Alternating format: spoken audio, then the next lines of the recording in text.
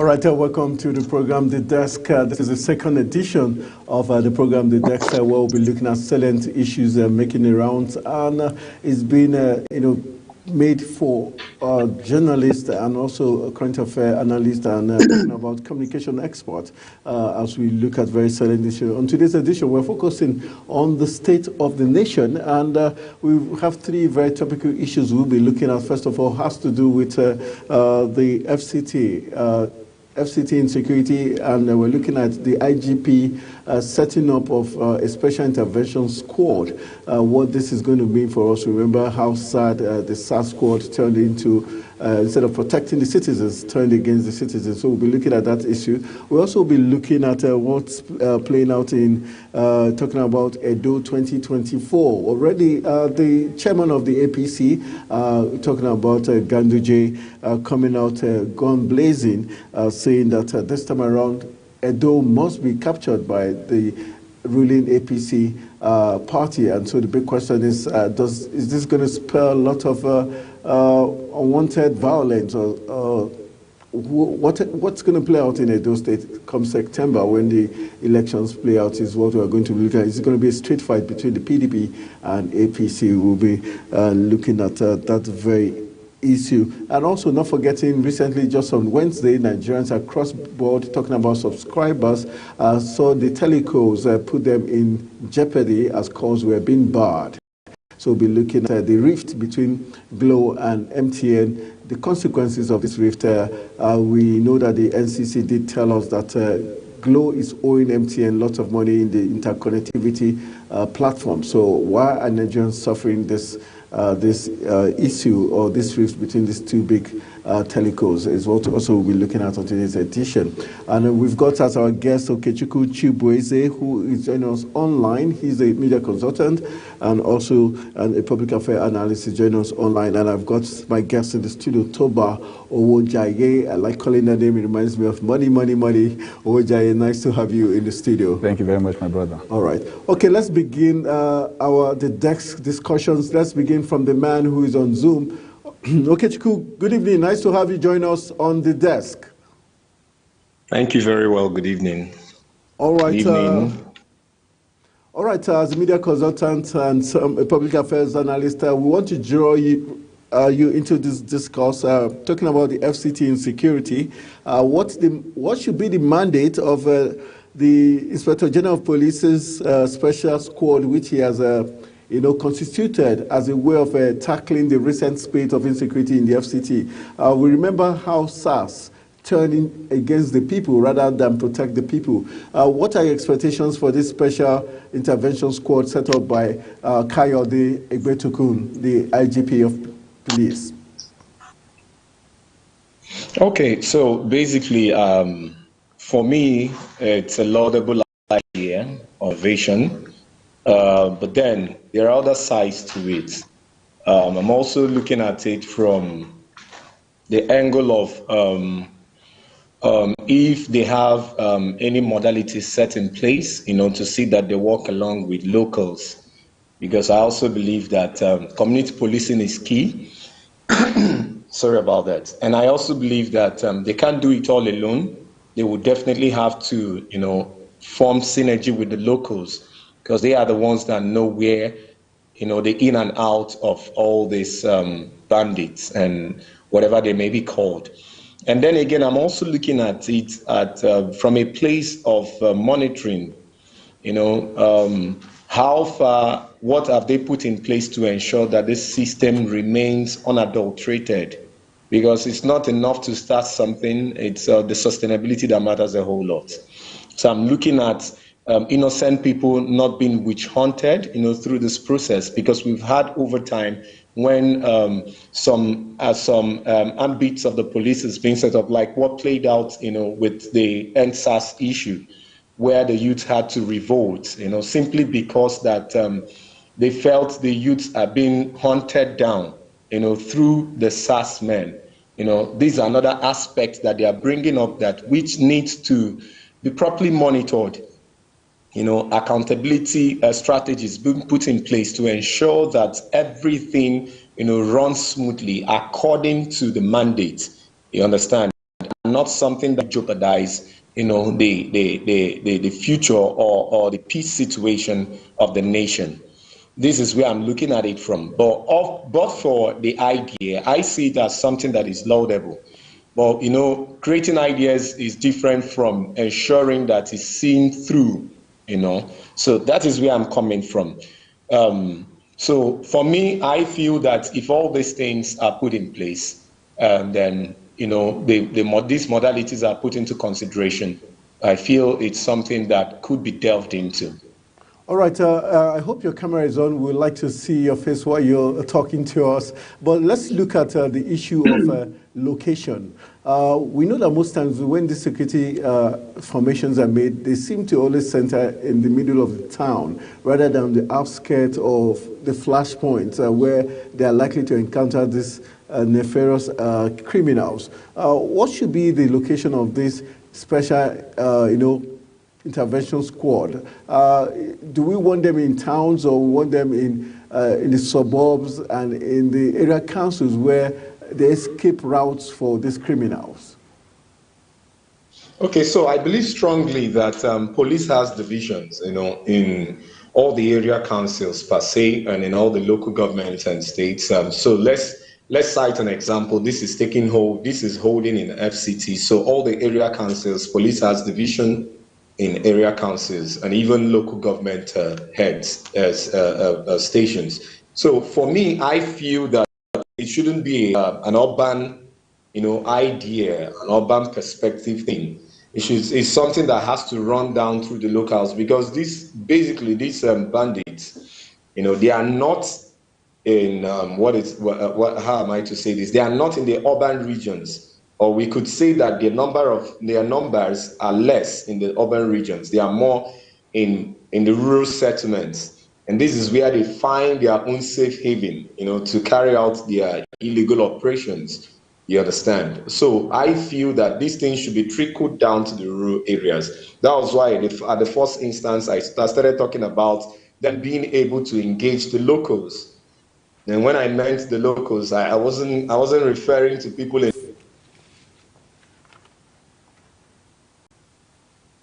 Okay, we seem to have lost you there. Okay. People, who are in Kuje, who are in Robochi, those people. We've lost you again. Okay, we lost you again. That's from my point of view. That's what I feel they should do. All right. Before I switch to my guests in the studio, should there be guidelines towards when and where they should arrest or take any citizen to their office? Because most times we see indiscriminate arrest by these officers, especially when they feel like you talk to them rudely and they just play to the gallery. Should they have body cameras as a way to checkmate their excesses? Yeah, I also feel, yes, that's another one on its own. Then again, I also feel that the society should be carried along. When I talked about monitoring, it's not only from the ambit of the government. I also mean monitoring from citizens, because our responsibility, we are saddled with that responsibility to ensure that whatever the government puts in place, works and works well. So I also feel that just as the road safety, has adopted their own body cameras, they can also adopt it. And same time, the citizens as well, the community people, and then even the traditional leaders should be gotten on board to ensure that these things go seamlessly and there is no abuse of whatever that might be in place. All right, thank you. While just hold on while we move Toba, I noticed you're itching to get right into the mix. Let's look at all Okechukwu has said, but from your hindsight, looking at governments forming this formation, do you think they have the needed personnel? From where would you expect the IGP to pick these officers from? Should it be officers who have done the SARS movement before, or newly recruited officers who have not been indoctrinated by the wrong ways of the past officials, or should it be a mix of other agencies in order not to give them that opportunity to pollute themselves? Yeah, it's going to be tough for them, because you have to look at a lot of people, a lot of factors. You may have to pick some old hands, because you're dealing with an old set of people playing the same old game. These are not new crooks. Anybody who decides to take on FCT is not a baby in this business. So they may have to bring in some of the old bad guys, mix them with some guys to get information, because information is key. These guys have to hang out sometimes at the beer parlors, at the junctions. They have to get information. Without information, you just be bullying people on the street. So these are the things you have to solve. Immediately you come up. I was passing the road of Dede, and the military checkpoint is back. So drivers are complaining, passengers are complaining. You get to Abuja from a long journey, and then you have to spend another 30 minutes to go past. But these are the realities of what we have to face now. So it's tough on everybody, but you cannot have the FCT. Is that the only method they know how to fight crime? Always bring in checkpoints. When obviously the bandits know there's going to be a checkpoint there, they will definitely, when they go through another route. Yeah, somehow checkpoints actually catch criminals. Somehow, I don't know how they do it, but somehow it reduces crime. Once you put checkpoints, but it's going to be tough on the people. That's the first thing. It's going to be very tough on the people, on businesses, on drivers, on commuters, on people going to work. They're going to have more delays. But like you said, the body cam is excellent. If they can put up the body cam, for me, the greatest places that needs to be handled is Kuje and the Duse axis, because we have received repetitive kidnappings in those areas. Okay, looking at, still talking about the formation of, what kind of arms would you expect this special squad to, carry? And in terms of harassing of Nigerians and innocent citizens, should they have a guideline on who they should stop? And should a citizen flash his ID card, should that be enough to let that citizen go? Are there certain guidance you expect that they should have? Rules of engagement, so to say? It's going to be tough to handle with ID cards, because that I have an ID card doesn't mean I don't have a bad intention. So that's the first problem. Who is the bad person here? But they'll have to work with the information. And it's going to be tough. It's going to be tough, because you have to harass people. You have to, let's say we are 3 here, and they say there's a suicide bomber here. They are going to have to check the 3 of us. So these are things we will expect to happen. There is special squad, so we expect them to have special ammunition. But I hope they don't shoot at sight. I hope they arrest and are able to look at things. But we may have incidents of them shooting at sight, and it will be bad. In terms of the shooting at sight or other security agencies, what is the expectation? They be just the Nigerian police force, or you think there should be synergy? And who should be calling the shots if there's a synergy? Yeah, everybody has to chip in here. I expect other agencies to be involved, but it's basically a police matter. The police are in charge of any security issues within the country, except it's now a threat to our national unity, then the military comes in. So I'm sure the military will just chip in a few people, a few from DSS, a few from DIA, but the basic groundwork will still be police force. All right, Okechukwu, you're still there with us, right? Yes, I am. All right, just to get your view as regards information gathering, we've got Toba tell us that there need to be some hanging out in rural areas, in beer parlors and other places as a way of gathering information. How key is this to the fight against this sudden spate of killings? And do you think the NIA has shown enough capacity to get this job done? Because we have barely seen them in action or seen any that's coverage for us to know that they are getting the job done. Okay. First and foremost, I want to support what my brother in the studio already has said about information gathering, which is also which also forms key part of it. And same time, I also believe that the NINA rather has the capacity, because Nigerian intelligence is one of the top-notch in the country, in the world rather.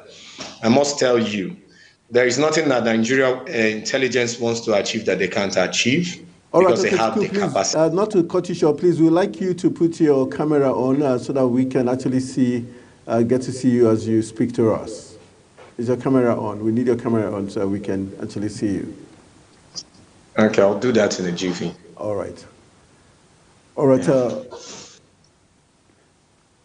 While we wait for you to get that sorted out and get your conversation as regards the importance of gathering information. Toba, let's look at the fact that we've got the NICOMSAT satellite up there in the skies, which Nigerians were told that was one of the reasons we had to spend millions, if not billions, to put up that satellite. Are we saying the satellite is not functioning anymore?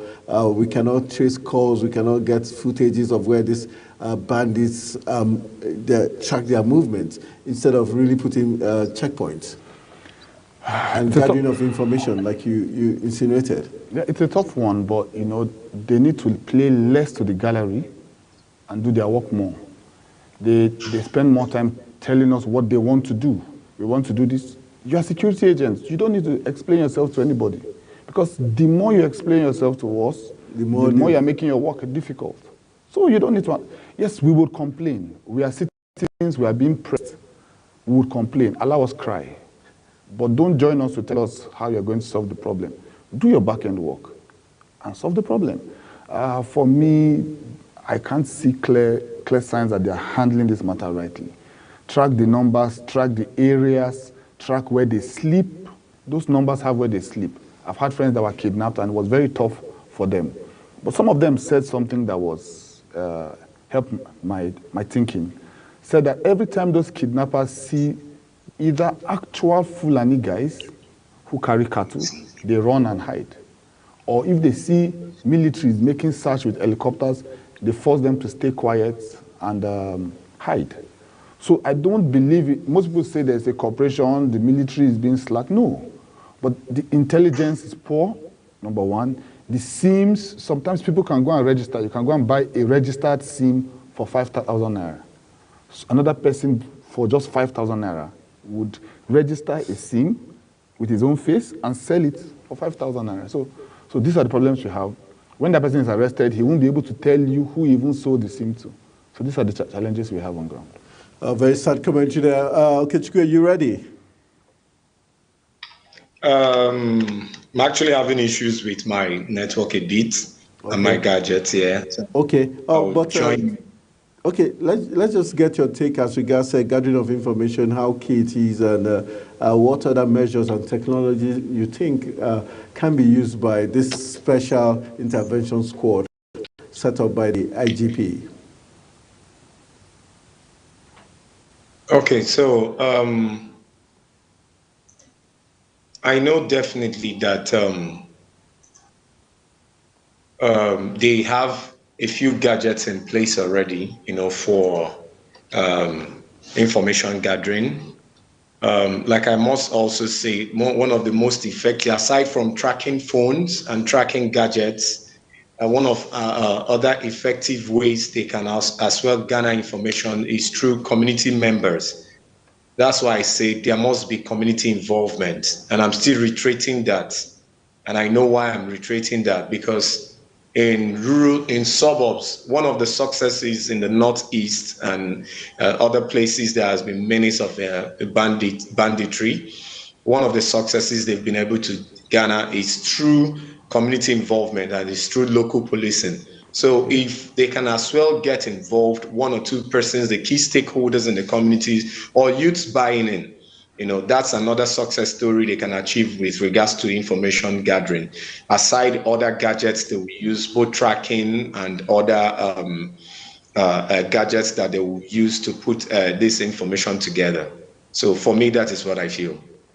Okay, in terms of synergy, would you be expecting other sister security agencies to collaborate with the police? But in their collaboration, who do you think should call the shots in terms of movement and taking actions? The truth is that is the idea of the IGP. So I feel they should champion it. Other sister agencies are just there to provide support to them. The truth is that they should champion it. Like the guest on the studio rightly said, you know, it's only when it starts getting both. All right, let's look at the roles of other stakeholders, Nigerians. Like he said, he talked about the fact that community leaders and Nigerians should be able to support this.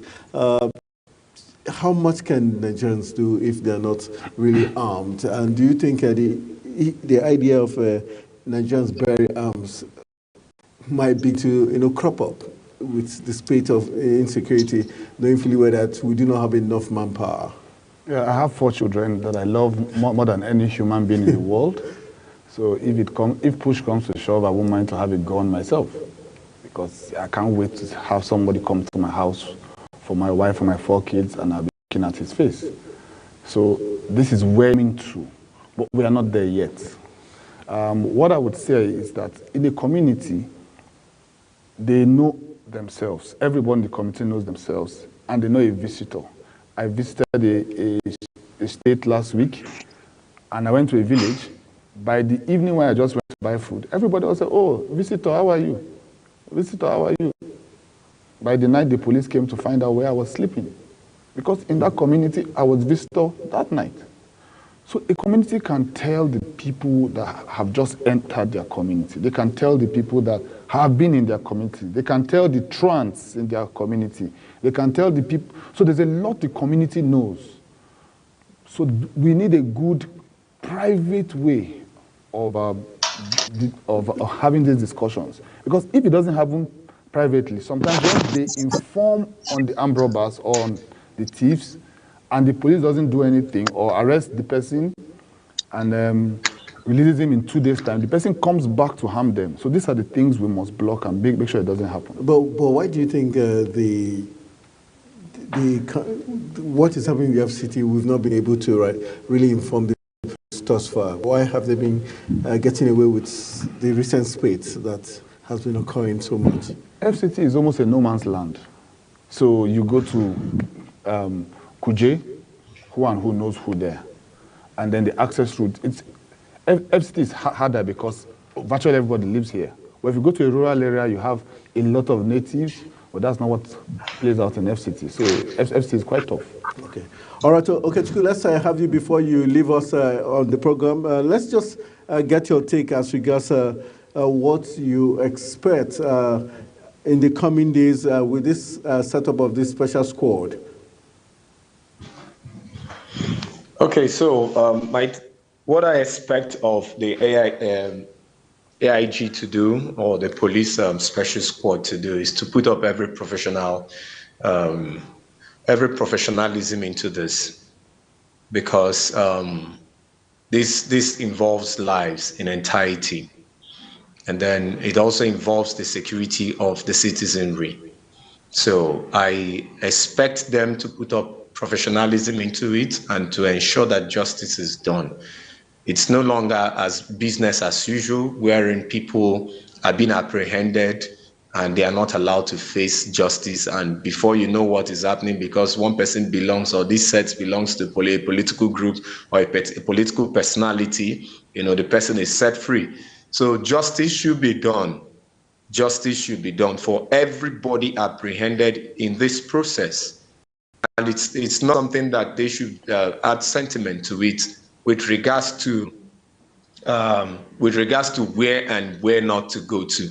So everybody that is being deployed should put up every professionalism into it, and then justice is being served. Thank you. All right, I think that's how much we can get from Okechukwu as he needs to exit the Zoom link. All right, thank you, Okechukwu. It was a pleasure talking to you. So let's look at Thank you. all right, let's look at the issue of in terms of the ransom being demanded now? Some have said the spate of this,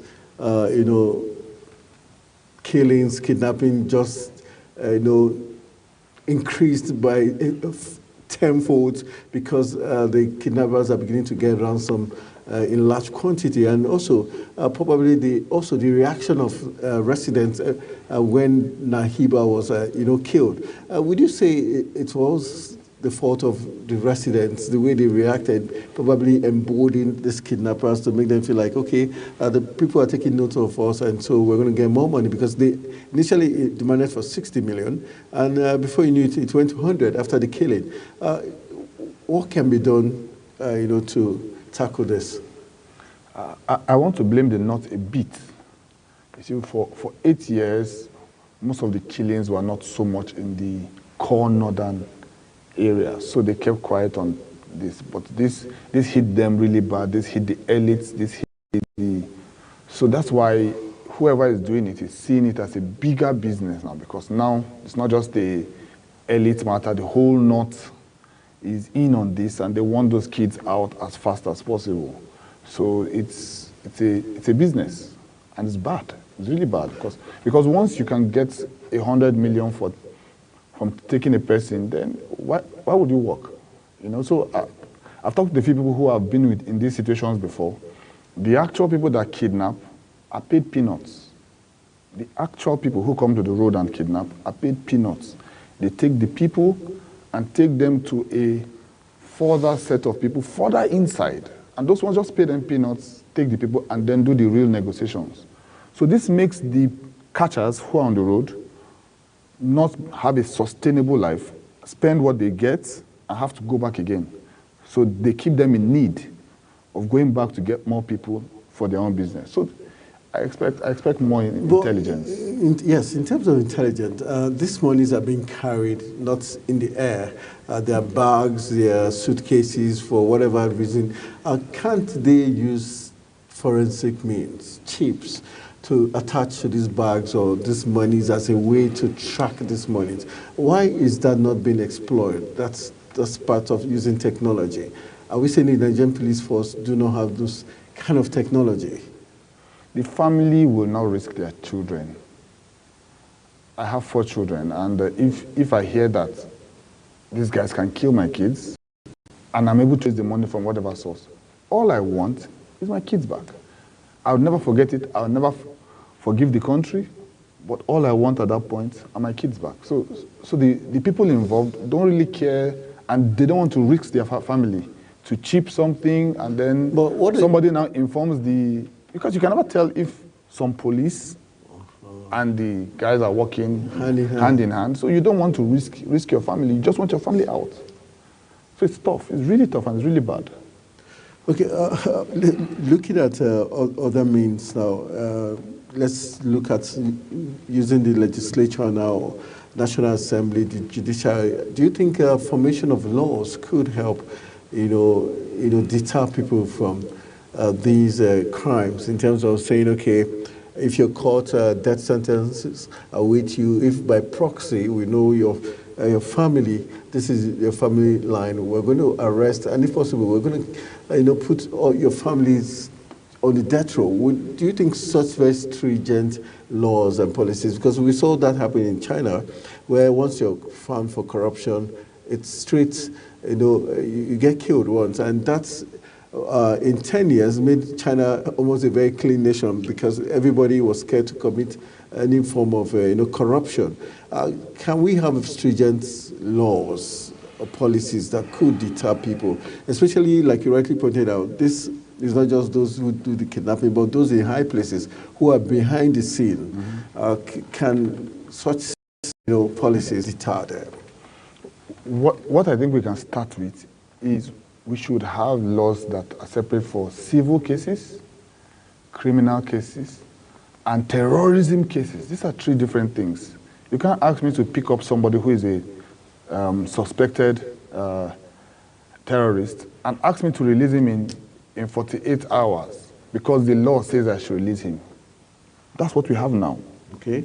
So we need a law that says if this person was caught in a terrorism act, you have the right to keep him for 1 week, or for 2 weeks, or for 3 weeks. That's a different case from a theft case or from a civil case. So these laws need to also be put in place so that they can hold them longer, interrogate them within the ambit of the law, and do something better. But you see, to go straight to arrest their families, kill them directly, Nigeria is trying to pull back from, we were there before too, so we're trying to pull back from that kind of capital punishment. But with the way this thing is going, shouldn't capital punishment be the way to deter people? Because if they're killing people, getting them also face the music, wouldn't that deter them rather than say because we are moving out of it, but they are not moving out of it? Yeah, if I know right, I know the military have made some strikes in some places, and they've killed people outrightly without any special judicial discussions. They are aware of that. But to put that law there takes us really, really backward in the gains we have made. What I expect is, let's see what this squad is able to pull off. Yes, I know it will embolden them. If they don't dissolve them in the next 4 years, they can become another NSAS. But I think if they can do their work in 6 months, they should, they should scrap them off. Yeah, I was coming to the fact of the time frame and also where the special squad should they be housed in a different camp in order not to, will I say, indoctrinate them or have them get biased by the public or from comments around? Should they be housed in a different environment? And what should be the time frame for them to get this job done as a way of, helping them achieve their aim? I think 2 years is enough. 2 years is enough, and maybe not every state. They should be able to move them around to states that are hotbeds, and then just face the state, go to the rural areas. These guys don't stay in towns. The people who do these hit and runs don't stay in towns. The people who kidnap, the reason why they do it and get away is that sometimes they trek for 2 days. When they kidnap people, they trek for 2 days. Some of them even that you hear die is because they can't trek any further. So they shoot them off. So it's a big distance deep into the bush. So we need intelligence. We need people that are specially trained to go anywhere and be well armed and equipped to go anywhere and do their search. If we're looking at that, shouldn't, because we know we have this recent game reserve police, are we likely to see these people being brought into the picture? We know about the Sambisa forest and all that, but the question has been, we've never been able to really, get them rid of the Sambisa forest. So are we just playing to the gallery? Are we realistic? Do we really have the needed manpower to get this job done? Especially if we're looking at going towards the trenches, the woods, to get these men out of where they are hiding. It's all intelligence, intelligence, intelligence. Our people need to talk with the locals. There is no place that they are kidnappers that they don't eat, that they don't buy fuel, that they don't buy bread. I don't say too much because I've spoken with a lot of people who have been kidnapped. But they buy bread, they feed them bread. And they don't make bread in that bush. So they have people who move, they pay more for the fuel, they pay more for the bread, and they come to town, buy them bread, buy them things and move back. This is where we're still emphasizing intelligence. If you see a particular car running a particular route, put a tracker on the car. Tell the driver you want to turn and do a stop and search. And while he's there, put it, without him knowing, put a tracker on the car. See where the car stops. See where the car always stops. These are intelligence. I shouldn't be saying this. Yeah, but this is what we need. We need this information for if the Nigerian police force or security agencies pretend not to know, probably we should get to let them know. But that brings me to the question of the transportation network in the country, in the FCT specifically, and the transport unions, both the Okada riders, the Keke Napebs, and the taxi. Should we now begin to focus on them, especially this special squad? Should the police begin to, like you rightly said, probably put chips on them, try to do some background checks on these people? How quick can we get that response if we follow this route you're suggesting, knowing fully well that these people desperately need this transport movement to get the job done? Yeah, what you can track, in my own opinion, is food, medicine, fuel, things that are not generally supplied, things that they cannot get on their own. So do they know from your interaction, do they get these items close by, or they have to go move it into the towns, or They usually get a driver who they trust, who does this business for them. They pay highly, they pay far more than the normal cost, and the person moves in, moves out. And once or twice, the police have been successful to apprehend such people, but it's not on a large scale. What we expect is place a tracker on them, use information. These people will buy fuel. They drive bikes. Their bikes don't use solar. They use fuel. Let's be smart about and this. And they move odd hours, I guess. And they move hours. All right, let's look at the side of prosecution now in terms of the judiciary. If the special intervention squad does succeed to catch suspects, do we have the judiciary to support them in terms of prosecuting them and not trying to play to the gallery with technicalities to get their clients free? How can we ensure that the big men behind the scene, who obviously are probably supporters of this crime, do not have the judiciary in their pocket? Judiciary is a very tough place because you can't rush everything. It states that it would rather have 99 criminals go free than one innocent man being called guilty. That's the position of law.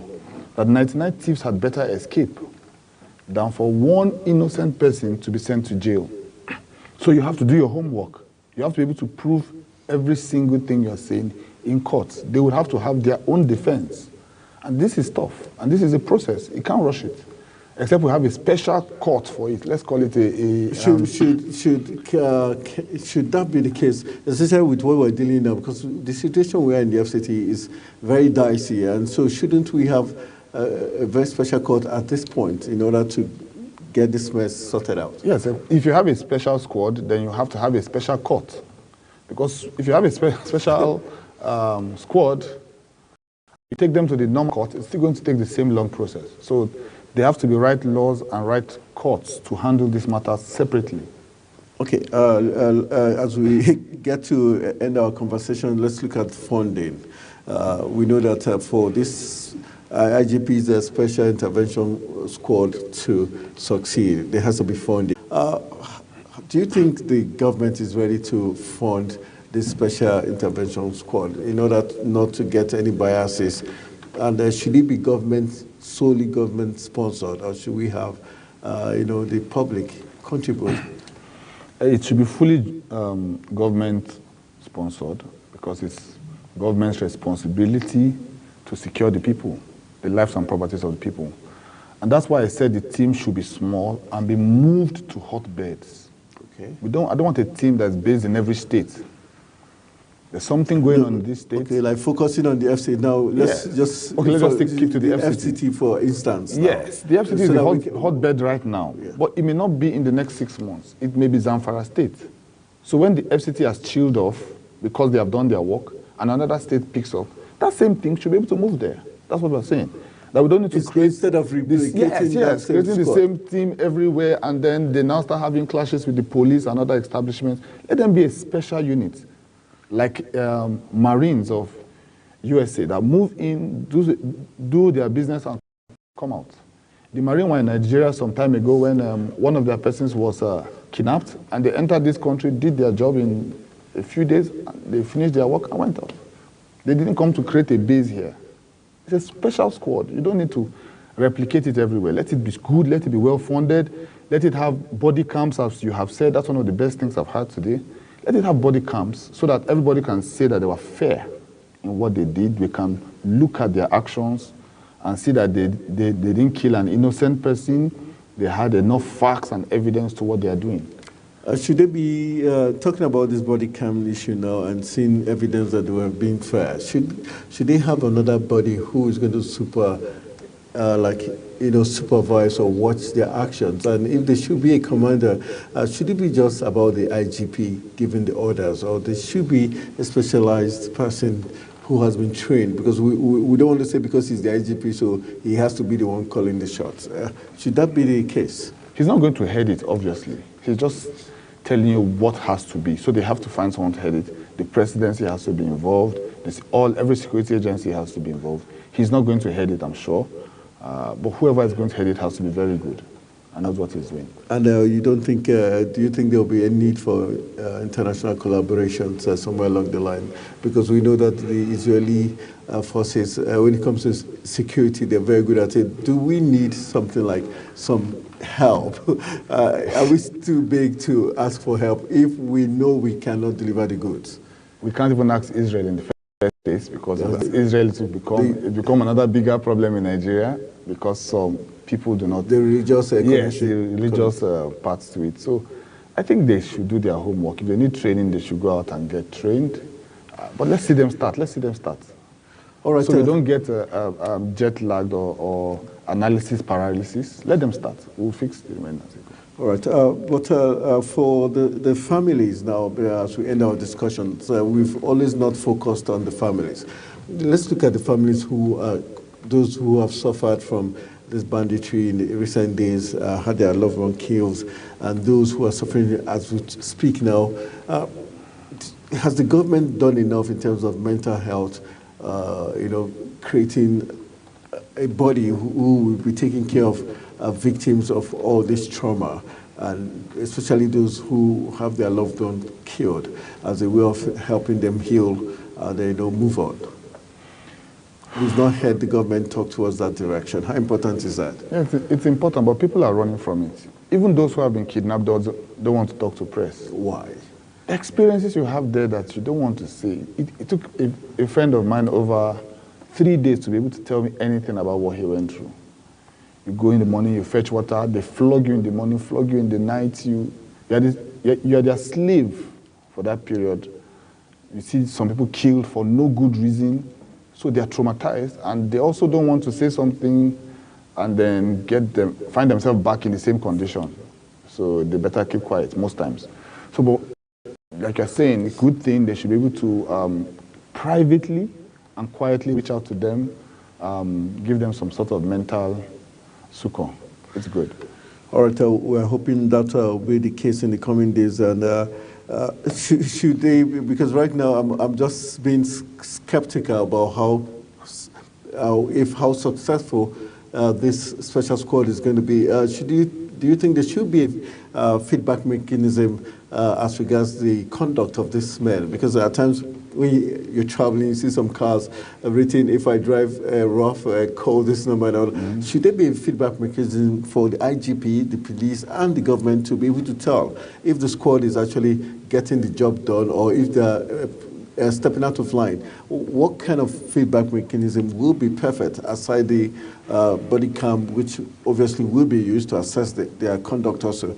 But are there other forms you think can be used? I think social media is doing very well already on its own. If you see a police person harass somebody, you just see the youths bring out their phone and video the content and post online. So it's helping to check a few of these things. But of course, they need to put out lines, they need to put out apps that you can download and make a direct complaint. We need all of those apps in place. But let's face the thieves first. Let's face the criminals first. That's our first point of call. And for the criminals, what do you think will be on their mind right now with this announcement? Do you think this is going to put them on their toes, or probably, obviously, will it deter them? Or what do you think should be on their minds right now as we speak, knowing fully well that the IGP has already declared the setting up and the special intervention squad? As a politician, I'm not comfortable with the rate of increase since December. Okay. I believe there's a political undertone. As a politician, I believe there's a political undertone to this. Why? Because I'm a politician and I read things from a political perspective. Okay, if you're to make it clearer for us, December, there were no elections. Elections are coming up in September in Edo. The by-elections are gone by. Why is this? Is this trying to discredit the current government or what? I believe part of the pressures in what were for the Supreme Court judgments of the kidnappings, I believe that was part of it. I believe that the FCT minister is being hoodwinked or arm twisted with these situations. I believe this present government is having people who are trying to put them on the tough spot, so they need to do their job. Because it's not something you should play with. I strongly believe this is political. Are you indirectly saying the present government might have offended some people based on the judgment in the Supreme Court, based on the polls, the Guba polls? Power always lives with enemies. This is the reality of power. And people who want to take power from you try to give you the worst possible situation on ground so that the votes don't go in your favor. So this is a general power play. But this is too early for some of us who are in politics. We can't understand what's happening this early. We expect it to happen in the next 2-3 years, closer to the election. But this is way early. So what does that imply now that it's so early? And shouldn't the present government, if as a politician you're seeing it from this perspective, how come the present government is not having a clue to seeing it from your own point of view? Maybe that is why they created the special squad. So should we expect the job to be done now that they obviously might have a clue to who these perpetrators are? You won't go for the people behind the scene. Why? Because you may not be able to prove it. So you go for the criminal you meet on the road, on the spot, who has kidnapped somebody. Take on him. Yes, it has a political dimension, but when you get to it, don't handle it like it has a political dimension. Handle it with the facts you see on ground. Put in the effort and everything you need on ground. Can we say that if the government is aware of the people behind this mayhem, can there be a silent taking out of these people? I cannot add to this comment. Because this country has once mentioned that they will give a list of those, they have a list of those who are sponsoring terrorism, they have the banks they've credited, they will give us the list in the last government. Till today we've not seen the list. Because this country is highly divided. Or let me say this country can easily be divided because of our various undertones. So the government will just try to do its best, try to keep everything safe, because you can't bring investors. There's no investor you can bring if things go worse. Nobody's going to come and invest or bring his dollars when your economy is failing and there's no security. And there's no security and there's kidnapping. If you kidnap a white man, it's 10 times the ransom. So it's a very tough thing. You have to face security and you have to solve it.